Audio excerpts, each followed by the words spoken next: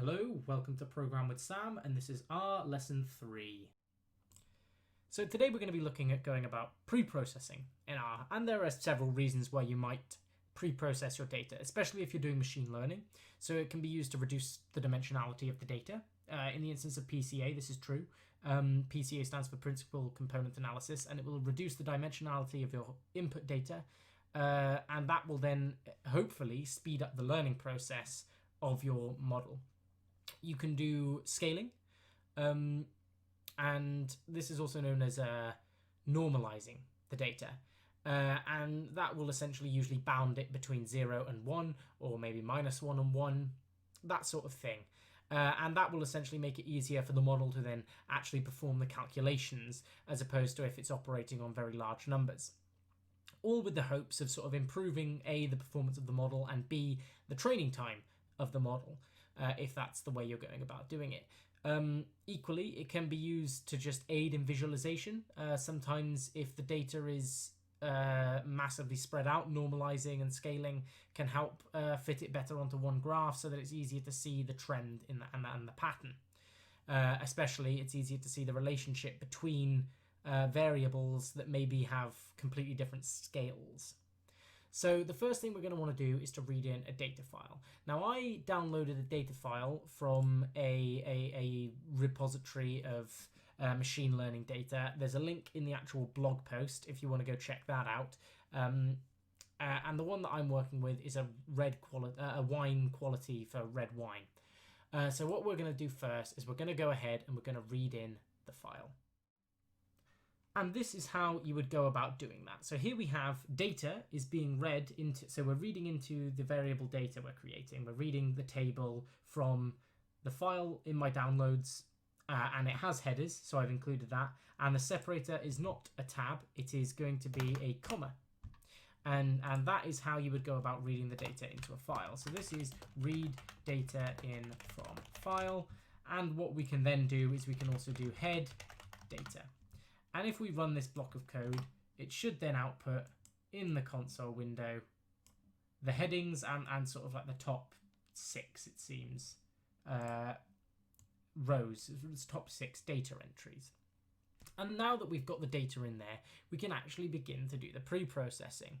So what we're going to do is we're going to start with PCA, which, as I say, is Principal Component Analysis, and it essentially reduces the dimensionality by combining attributes in a way that represents the most amount of data that it can. So what you'll find is that each principal component represents a percentage of the data, or rather it encompasses a percentage of the data.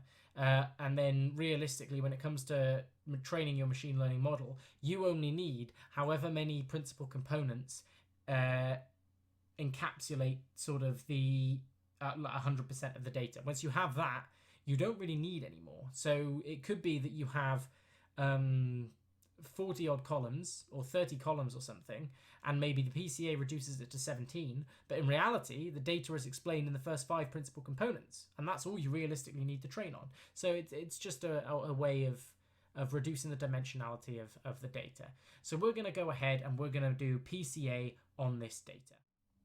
And here we have it. So I've gone ahead and set up the code for the PCA of the data. So what we're doing here is we have data.pca as our variable, and we're using the function prcomp. And it takes the data and a variable saying scale, which we set to true, and then we can output it. So if we run this, what we'll see is now we have 12 principal components. So we went from having 1, 2, 3, 4, 5, 6, 7, 8, 9, 10, 11, 12 columns to having 3 principal components. But realistically, what we need to do is we need to make sure that we've removed the class label, because we don't need the class label in there. That's not to do with the weight. So what we're going to do here is we're going to say data is equal to data minus 1. And I believe that should then remove class, except it hasn't. What has it removed? Fixed acidity, minus 12. Do that, reread it in, do that, and there we go.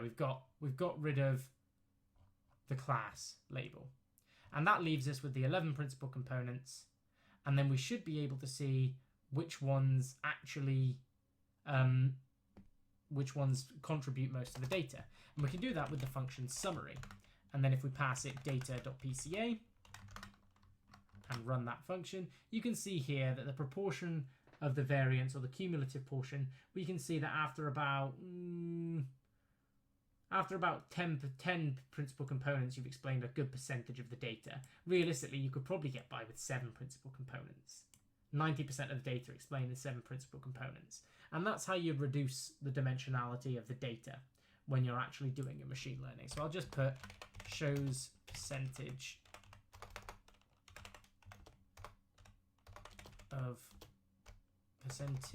of data represented. Alongside this, it's possible to do things like biplot, and you can biplot the data.pca, and it's a very simple function. You run it and it does something like this. So each of these black numbers represents a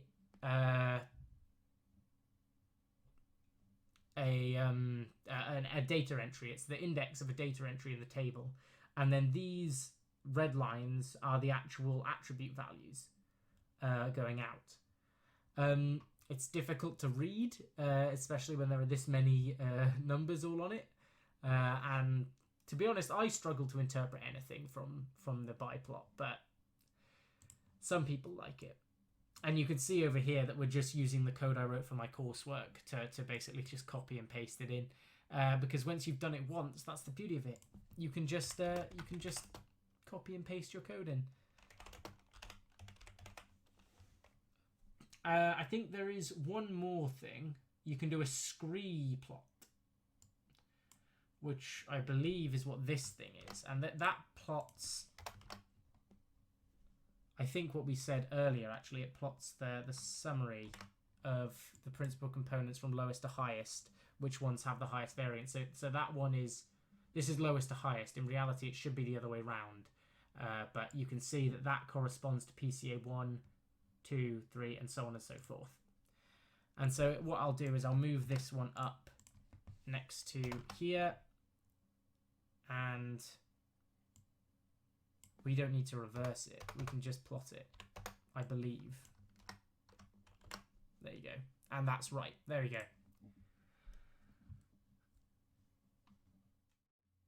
So lastly, we have normalization, or scaling, or standardization, whatever you want to call it.